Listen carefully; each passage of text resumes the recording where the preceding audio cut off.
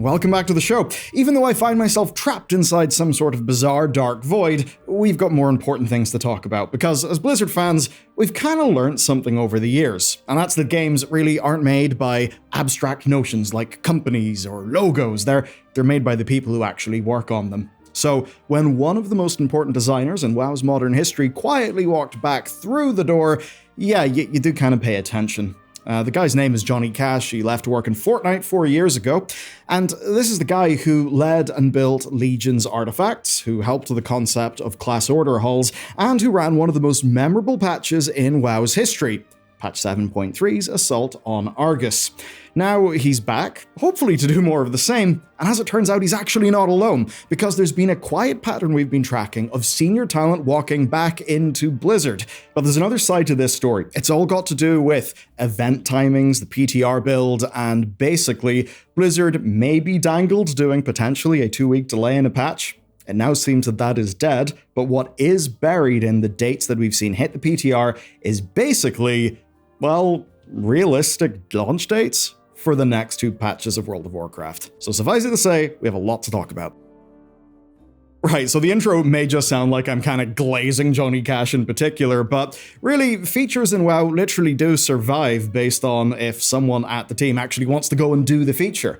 I mean, did you notice that Midnight was missing 2 major staples, which are, it had no new pet battle system content. It was actually the first expansion in 12 years to go without that, and also skywriting races are just gone.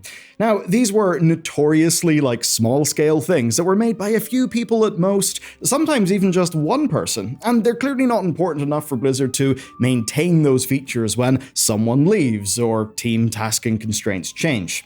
Basically, whenever those people leave, well, experience and knowledge just walks out the door. Now, Cash leaving, as an example, could be part of what ultimately kind of killed off pet battles, because he was the one who made them back in Mists.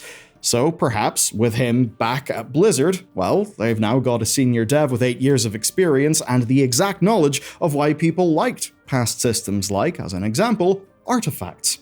Now, in his LinkedIn, he actually calls out how he used class fantasy to make the artifacts and their quest lines feel so special.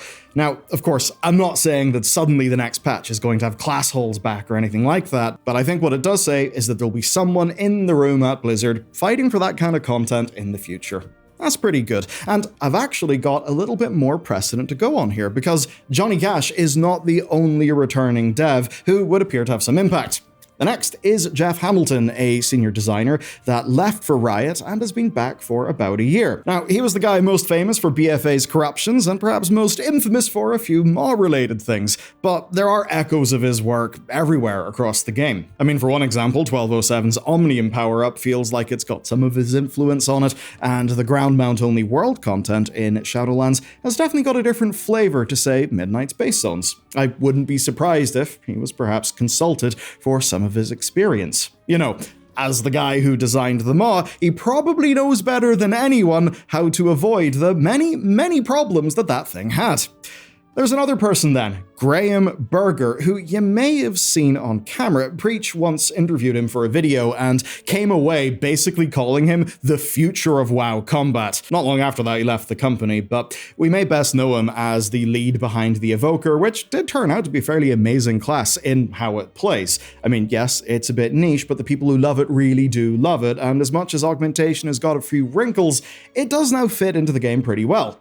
Other than that, he's another dev who was forged in the fires of the Shadowlands. That's a chaotic time where the team learned loads of lessons. So if anyone is to know what went wrong with the borrowed power designs of that expansion, it's probably the likes of him.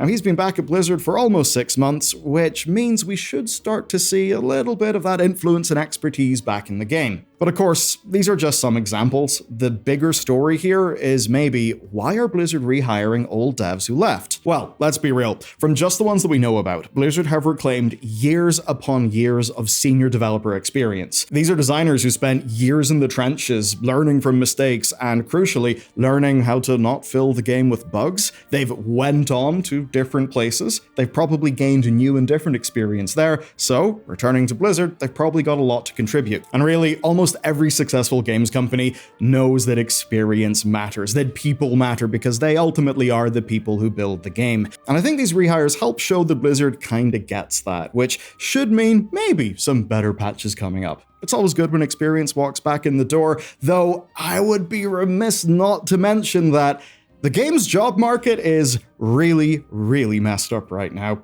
The people that I've talked about, I'm pretty sure a few of them have had a few, layoffs, companies going under, that kind of thing. So ultimately, this also can reflect the job market within games. So with there being so many devs basically looking for work, I'd imagine that senior staff with experience on WoW are probably going to cut through the noise when it comes to Blizzard's hiring decisions.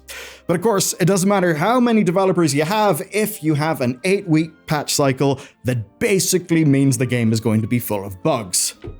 And maybe that's about to change. In the latest public test realm, Blizzard pushed a change to the in-game calendar, and naturally this is actually them kind of telling us our next patch day, because the in-game calendar does end up mattering quite a bit, and in this case, it's even our next 2 patch days. So let me explain. Turbulent Timeways was originally slated to start the 16th of June and end on the 25th of August. That would be 10 weeks long, of course, to cover all 10 expansions of Time Walking, which does make sense. But what doesn't really make sense is randomly cutting the thing down to only 6 weeks. Why would Blizzard remove an entire month from this event?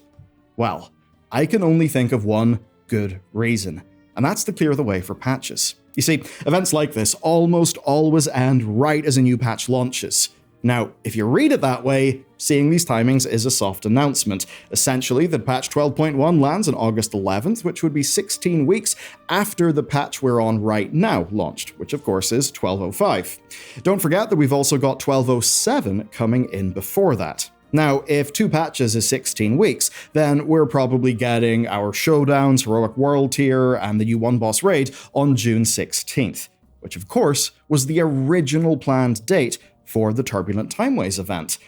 And believe it or not, that's 8 weeks after 12.05. Blizzard aren't budging, even though this plan has given us some of the worst patch launches in the game's 20-year history, which really does blow because the patches themselves have not been bad. That said, I'm not really surprised about this.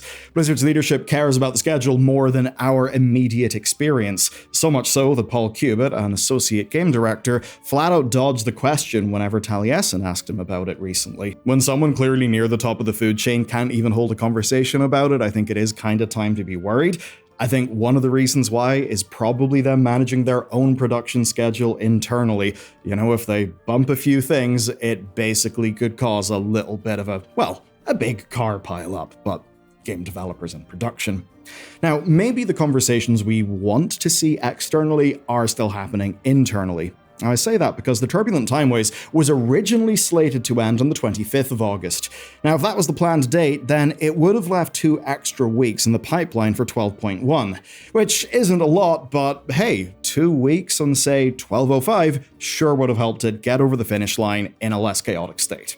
And now, of course, Blizzard ultimately moved it back. We're not sure what they'll commit to, but maybe they've had a special reason this time.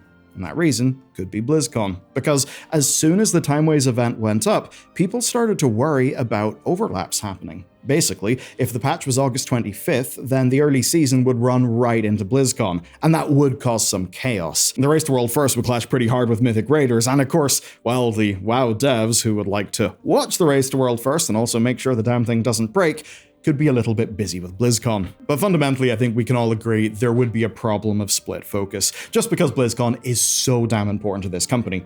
As it should be, it really is important.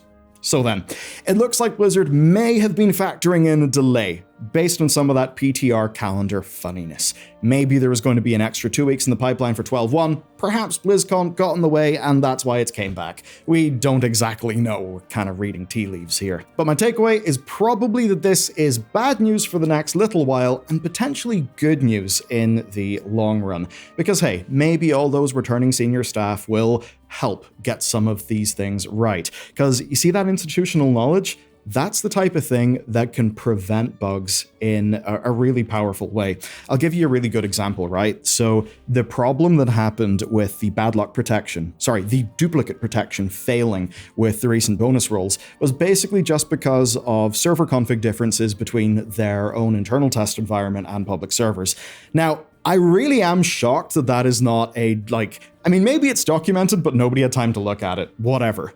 But that's the sort of thing where people who have loads of experience on this game will have an intuition for problems like that. Obviously, if those people are away at another company, then yes, while the company may technically retain some of that knowledge because they may have some documentation for, say, a known issue, well, that only matters if someone reads the damn thing. It only matters if there's a process that's realistic that people can follow. And all too often companies lean in that sort of thing. That can end up leading to a hell of a lot of bloat. Where ultimately, if you've got some turbo experienced devs with finely honed intuitions about the product, about the codebase, all that stuff, well then there's just loads of problems you'll never run into because an intuition will pop into their head. They'll get a spidey sense for bugs, and well, that's just one of those soft factors that you can't really plan to get it back. At best, you need to plan to not lose it in the first place.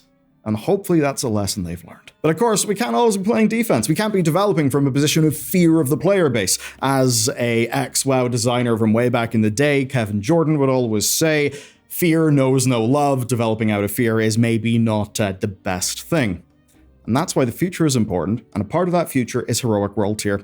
There could be issues with how it gets into the game, but I will tell you what, it is so goddamn interesting. We've done a whole bunch of playtesting, and you can learn all about it in this video next.